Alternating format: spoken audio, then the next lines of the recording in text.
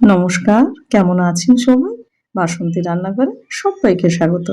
হঠাৎ করে বাড়িতে যদি কোনো অতিথি চলে আসে কিংবা নানান পদের রান্না আপনার এই গরমে করতে ভালো লাগছে না, তাহলে আজকের রেসিপিটা সম্পূর্ণ আপনার জন্য। চটজলদি এক পদেই হবে বাজিমাত। ঘরে যদি থাকে 20 টাকার একটা সয়াবিনের প্যাকেট আর তাই দিয়ে লাগিয়ে দেবে টেবিলে একদম চাঁদের হাট। তাহলে চলুন, আশা করি ভিডিওটা আপনাদের ভীষণ পছন্দ হবে। আর এটা খেতে যেরকম সুস্বাদু হয়, বানানোটাও কিন্তু ভীষণ সহজ। তাহলে আর দেরি না করে চটপট দেখে নিই আজকে আমাদের রান্নায় কী কী লাগছে। প্রথমে এখানে আমি 1 কাপ নিয়ে নিয়েছি দেরাদুন রাইস। সেখানে আপনারা চাইলে কিন্তু বাসমতি রাইসও ব্যবহার করতে পারেন।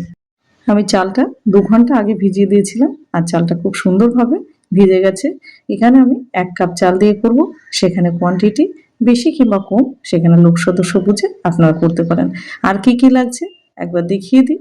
এখানে নিয়ে নিয়েছি 4টে মিডিয়াম সাইজের পেঁয়াজ আর নিয়েছি 2খানা টমেটো। এবার পেঁয়াজ এবং টমেটোগুলো সব কেটে নেব। এই প্রচণ্ড গরমে রান্না করে অনেকক্ষণ দাঁড়িয়ে থেকে রান্না করা সত্যিই খুব কষ্টের। মাঝে সাঝে যদি এইরকম একটা পদ তৈরি করা যায় তাহলে সময়টাও যেরকম একটু বাঁচে, শরীরটাও রেস্ট পায়, আবার সবাই কিন্তু খুব আনন্দের সাথে থালা একদম চেটে ফুটে পরিষ্কার করে খাবে। এবার কাটাকাটি হয়ে গেল। এবার করে নেবো একটা মশলা। নিয়ে নিলাম খানিকটা আদা আর নিয়ে নেব খানিকটা রসুন। অল্প একটুখানি জল দিয়ে এবার এটাকে একটা ফাইন পেস্ট বানিয়ে নেব।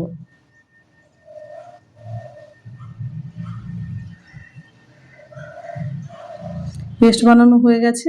আর এখানে নিয়ে নিয়েছি 1 প্যাকেট সয়াবিন, অর্থাৎ 100 গ্রাম সয়াবিন আছে এরকম একটা প্যাকেট গোটাটাই নিয়ে নিয়েছি। সয়াবিনটাকে ভালো করে গরম জল দিয়ে ভিজিয়ে 3 থেকে 4 বার ধুয়ে নিয়েছি।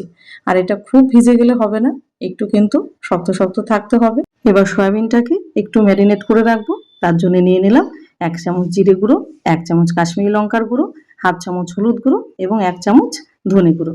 এবার মশলাগুলো সয়াবিনের মধ্যে ঢেলে দেবো। আর তার সাথে থাকছে 100 গ্রাম টক দই। এটা কেনা টক দই, আপনারা চাইলে সেখানে ঘরে পাতা টক দই ব্যবহার করতে পারেন।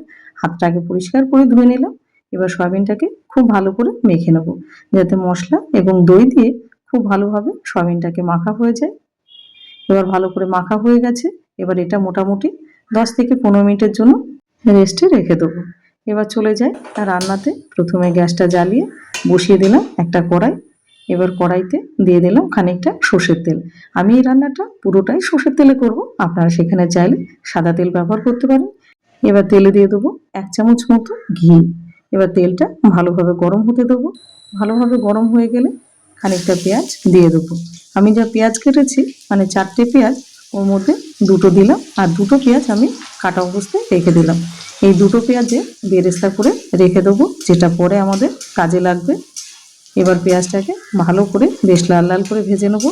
আর খেয়াল রাখতে হবে যেন পুড়ে না যায়। পেঁয়াজটা খুব সুন্দরভাবে ভাজা হয়ে গেছে, অর্থাৎ গোল্ডেন ব্রাউন। এবার পেঁয়াজটাকে তুলে নেব।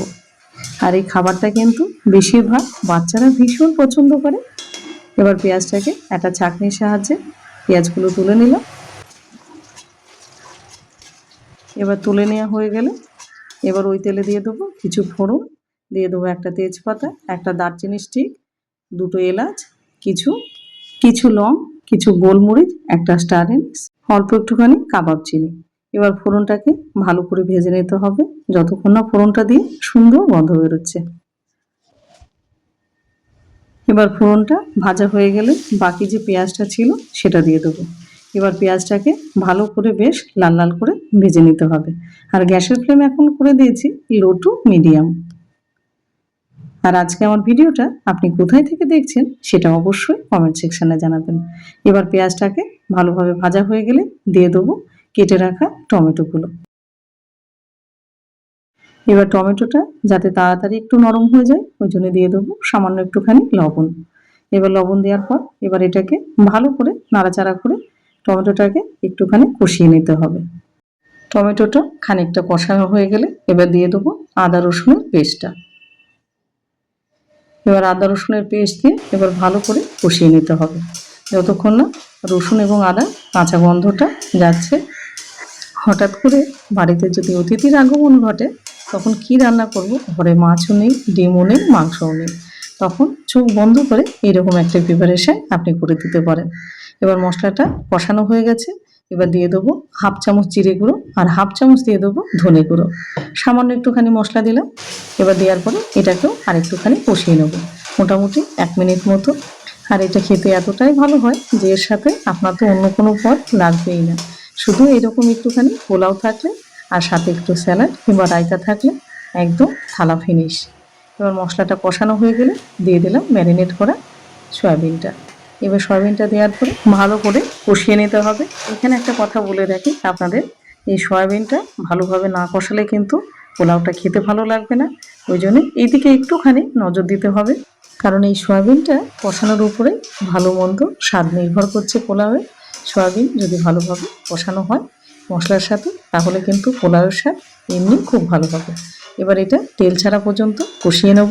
সয়াবিনটাকে খুব ভালোভাবে কষিয়ে নিলাম, হালকা কিন্তু তেল ছাড়তেও শুরু করে দিয়েছে। সয়াবিনটা কষানো হয়ে গেছে, এবার দিয়ে দেবো ভিজিয়ে রাখা চালটা। এবার চালটা দেওয়ার পরে 2 থেকে 3 মিনিট এটাকে কষিয়ে নিতে হবে ভালো করে। আর গ্যাসের ফ্লেম কিন্তু এখন মিনিট 5 জন্য হাই করে রেখেছি, কেন চালটা ভালোভাবে কষিয়ে নিতে হবে।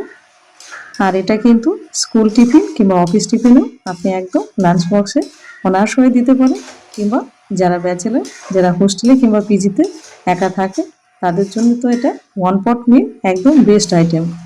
এবার যতটুকু চাল নিয়েছিলাম ঠিক তার ডাবল আমি এখানে জল দিয়ে দিয়েছি। আর এই জলটা কিন্তু ফুটন্ত জল, গরম জল দিয়েছি। এবার জলটা দেওয়ার পরে ভালো করে চাল এবং জলটাকে মিশিয়ে নিতে হবে। আর এখন গ্যাসের ফ্লেম আমি হাই করে রাখবো 7 থেকে 8 মিনিটের জন্য। এবার ভালো করে মিশিয়ে দিলাম। এবারে দিয়ে দেবো 1 চামচ মতো লবণ। আর লবণটা একটুখানি চেক করে দেবেন, বেশি যেন না হয়, একটু কম হলেও অসুবিধা নেই। আর দিয়ে দিলাম 1 চামচ মতো বিরিয়ানি মশলা। এই বিরিয়ানি মশলার জন্য এই পোলাওয়ের স্বাদ কিন্তু একদম 10 গুণ বেড়ে যাবে। আর দিয়ে দিলাম 5 থেকে 6টা কাঁচা লঙ্কা চেরা, একটু ঝাল ঝাল হবে, এতে খেতে আরও ভালো লাগবে। এবার ভালো করে নাড়াচাড়া দিয়ে এবার 7 থেকে 8 মিনিট এটাকে ফুটতে দেবো গ্যাসের ফ্লেম হাই রেখে। এবার 8 মিনিট পর ফিরে আসলাম। জলটা কিন্তু অনেকটাই শুকিয়ে গেছে, মোটামুটি 90% শুকিয়ে গেছে। এইবার উপর থেকে দিয়ে দিলাম ফ্রেশ খানিকটা ধনেপাতা, দিয়ে দিলাম বেরেস্তাটা যেটা ভেজে রেখেছিলাম, আর দিয়ে দেবো 2 চামচ মতো গাওয়া ঘি। এখানে কার্পণ্য করলে হবে না, কারণ ভালো পোলাও খেতে গেলে একটু ঘি আপনাকে দিতেই হবে। এবার এটাকে আরও মোটামুটি 5 থেকে 7 মিনিটের জন্য গ্যাসের ফ্লেম লো করে বসিয়ে দেবো। এবার 7 মিনিট পর ফিরে আসলাম, জলটা পুরোপুরি শুকিয়ে গেছে। এবার হালকা হাতে এটা একটুখানি নাড়াচাড়া দিয়ে নিতে হবে। এখনও কিন্তু একটুখানি নিচে হালকা একটু ভেজা ভেজা আছে, কিন্তু এটা থাকবে না। এটা দমে দিয়ে দেবো আরও 10 মিনিট, তাহলে এটা কিন্তু একদম ঝরঝরা হয়ে যাবে। বেশি নাড়াঘাটার দরকার নেই, তাহলে চালটা ভেঙে যেতে পারে। একদম গোটা গোটা চাল আছে, একটা চাল একটা চালের সাথে লাগেনি। এবার গ্যাসের ফ্লেম অফ করে দিয়ে এটা এখনও মিনিট 15 এটা এরকম অবস্থায় ঢাকা দিয়ে রাখতে হবে। আর 15 মিনিট থাকার পরে তারপরে এটা কিন্তু খেতে হবে। 15 মিনিট পর ফিরে আসলাম। এবার গরম গরম পরিবেশন করে দিন আপনার বাড়ির সোনামণিদের কিংবা অতিথিদের কিংবা আপনার বাড়ির সবাইকে। তাহলে তৈরি হয়ে গেল সুস্বাদু সয়াবিন পোলাও বা সয়া পোলাও কিংবা সয়া ভেজ পোলাও। তাহলে আর দেরি কেন, ঘরে যদি থাকে একটা সয়াবিনের প্যাকেট, ঝটপট বানিয়ে ফেলতে পারেন এইরকম রেস্টুরেন্ট স্টাইল সয়াবিন পোলাও। আর এটা খেতে এতটাই সুস্বাদু হয় যে আপনার বাসন্তী রান্না করে এসে কমেন্ট আপনাকে করতেই হবে। পরিবেশন করে দিন একটুখানি রায়তা দিয়ে, আর কিচ্ছুটি লাগবে না, একটু স্যালাড কিংবা রায়তা। ভিডিওটা যদি আপনাদের পছন্দ হয়ে থাকে তাহলে অবশ্যই চ্যানেলটাকে সাবস্ক্রাইব করে সুন্দর একটা কমেন্ট, একটা লাইক আর প্রচুর পরিমাণে শেয়ার করে দিন, যাতে এই গরমে অন্তত অন্য কারো উপকারে আসে। তাহলে চলুন